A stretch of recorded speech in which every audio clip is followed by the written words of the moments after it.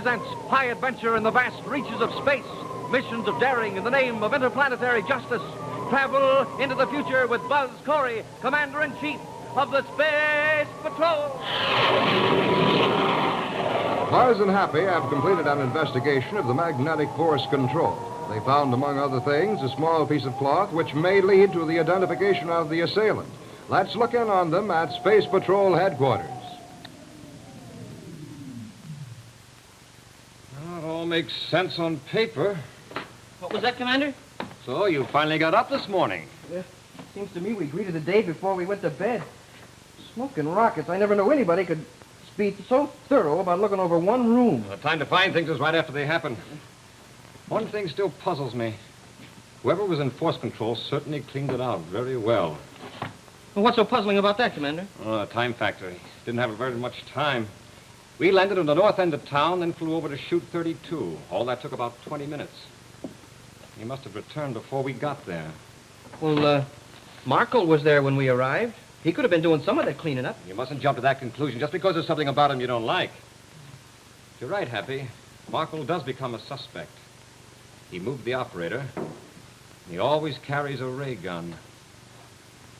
Which reminds me, we haven't heard from the Medical Science Center yet. Oh, you want me to check him? Yes, go ahead. Space Patrol headquarters to the Director of Medical Science. They ought to be awake by now. It's almost noon, and it's a cinch they weren't up all night. Well, with more than 1,000 doctors and scientists over there, I'm sure someone's awake. I might suggest that when you wake up, you turn on the transmission switch. Yes, sir. Director of Medical Science from Space Patrol headquarters, Commander Corey's office. Go ahead, sir. Sir, hey, it sounds good. Commander Corey would like to know what type weapon was used on the operator of magnetic force control. Stand by, I'll get the report. He's getting the reports. Yes, I heard. Here's the report, sir. A shock ray gun was used. The test shows that the ray struck the operator's body at 21:34 o'clock last. It was a full charge. There were small bits of black cloth torn from the man's pants and the fingernails of his left hand. It was in excellent health prior to the attack and could have been revived without ill effect if we had been called 20 minutes earlier. Is there any chance to revive him? The barest chance. It'll be several days before we know. He's still in the suspended state. It'll be a real battle. Well, keep trying. Spare no effort. Yes, sir. Corey out. Chance. If that man lives, we're really in. See, there's a good chance that he could identify his attacker. You bet there is. Things are really breaking our way. Medical Science Director from Commander Corey. Hiya, Commander. This is Dr. McKeever. What's wrong? Don't tell me that cadet of yours has been hit on the head again. No, Doctor. Is there anyone listening over there? No, go ahead. All right, now listen. That magnetic force control operator you're trying to revive... That's a touch-and-go case. Heavy shock ray. A couple of days will tell. We're doing all we can. Yes, I know, but I want you to do something special for me. Anything we can to help. Good. Now, this is it. Put out word that the man is beyond help. Work on him secretly and work hard. We always do our best. I know, but the main point is that I don't want anyone to find out that he still has a chance. You get me? Perfectly. We'll handle it. Good. Oh, and in addition, make sure he's well guarded. If any suspicions are aroused, you're liable to have some trouble over there. The attacker didn't intend and can't afford to have that man recognize him. I understand, Buzz. We'll handle it. Good. Thank you. Corey out.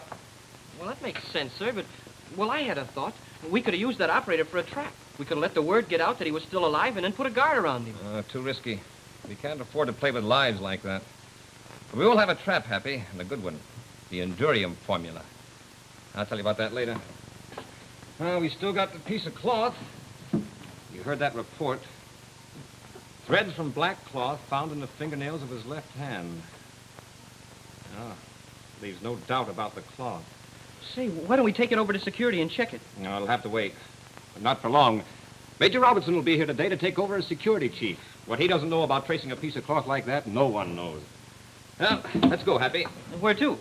Well, they're pouring some Endurian today, and you and I are going over and have a look at it. Hot rockets, let's go.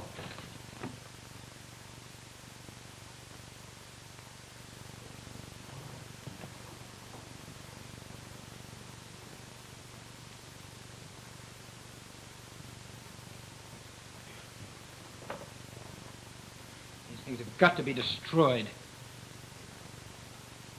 Charge of the dematerializer ray in the safety chamber ought to do it.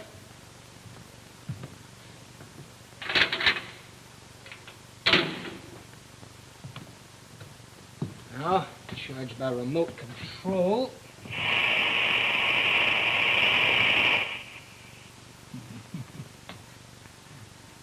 There's one pair of trousers that have gone off into nowhere. Now, if they do find that piece of black cloth, they'll never be able to trace it back to those trousers. I wonder if there's any other way. Ah, what am I worrying about? I went over that magnetic force control center with a fine-tooth comb. Twice.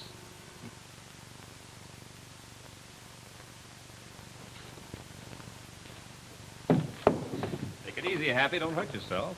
Oh, I never saw so many fantastic things. And all run by remote control, too. Oh, they have to be. The extreme temperatures, heat and cold, that are used in making these metals require fast changes to these almost outlaw temperatures. No human could stand them. Yeah, I can believe that. I never saw anything like it. That metal in there was so hot it was flowing like water, and then in the flash of an eye it freezes solid as it goes from one room to the other. And here's where all the metal comes from. This is the furnace room where it's melted down. Have a look. See that cauldron? It's just come from the superheating furnace. It'll pour the stuff out so it stretches into a thin river of molten metal.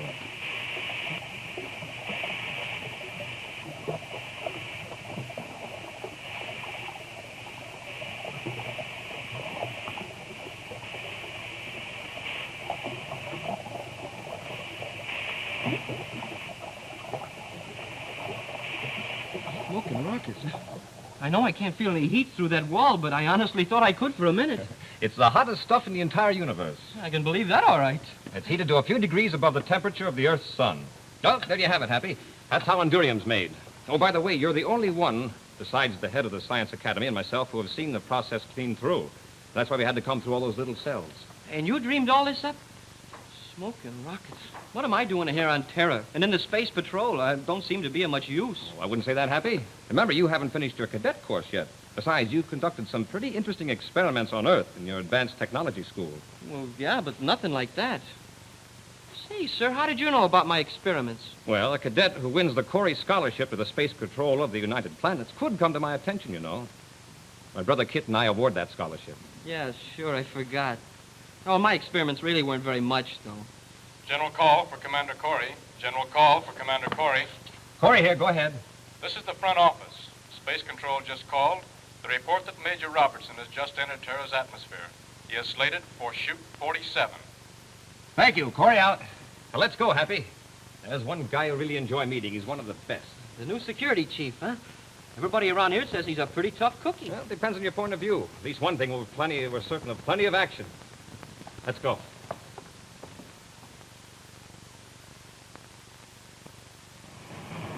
Space Control Terra from Spaceship Eclipse. Space Control Terra from Spaceship Eclipse. Go ahead, Spaceship Eclipse. What's the matter down there, you asleep? Is that the kind of space control they have at the capital of the universe? Get on the ball. This is the Space Control Supervisor. What's wrong, sir? What kind of a supervisor are you? Sounds to me like you're all asleep. When I call in, I want action. I'll register your complaint right away, sir. Who's flying the Spaceship Eclipse? Ha-ha. Oh, don't get excited, Curly. It's me, Major Robert. How are you doing, boy? Robbie, you old rascal, you. Say you scared one of my boys here half to death. Oh, he was all right on my passage through the lock. A little slow on the trigger, though. Well, he's a little new. Okay, forget it. Well, approaching landing perimeter, Curly. I've got you on the view scope, Robbie. Keep coming. We'll bring you into shoot 47. Okay, kill your rockets now. All right. Rockets out.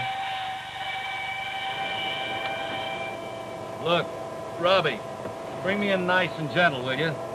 I'm tired and cross. 19 hours on the trip. I had a little trouble with the eclipse. Well, get over here and see me as soon as you're free. It seems like a million years since I've seen that so-called face of yours. If you can stand it, I can. Will do, Curly.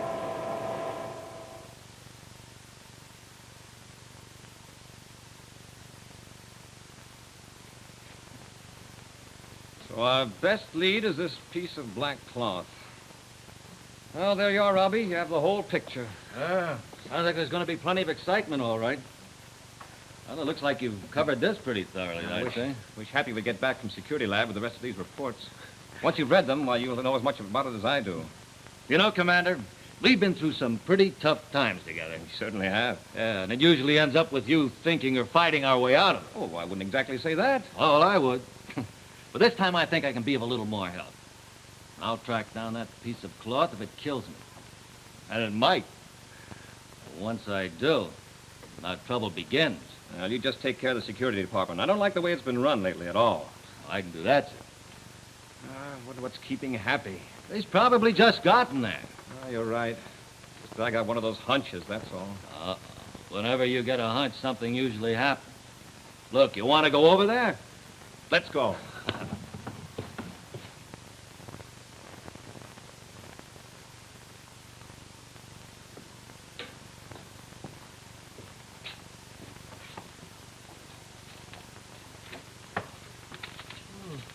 don't see them.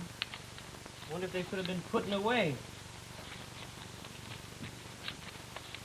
All right, reach and reach high.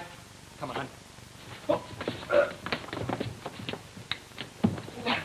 All right, wise guy. Let's get a little light in here.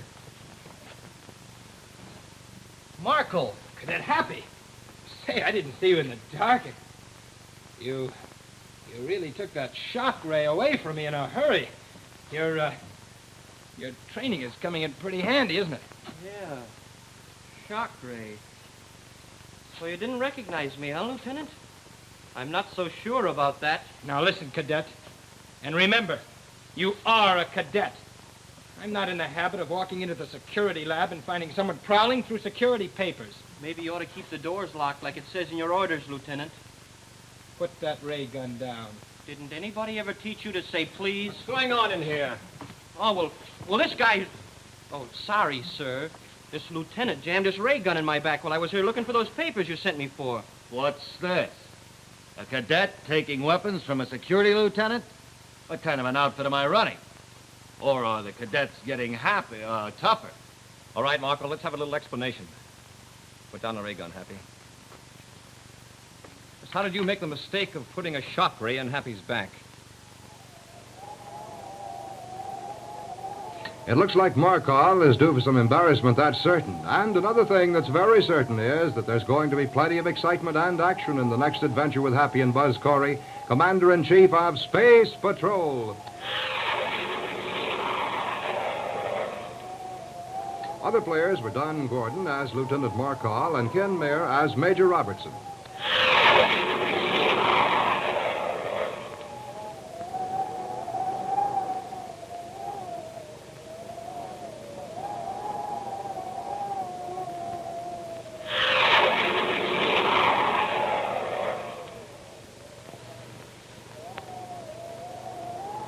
This is ABC, the American Broadcasting Company.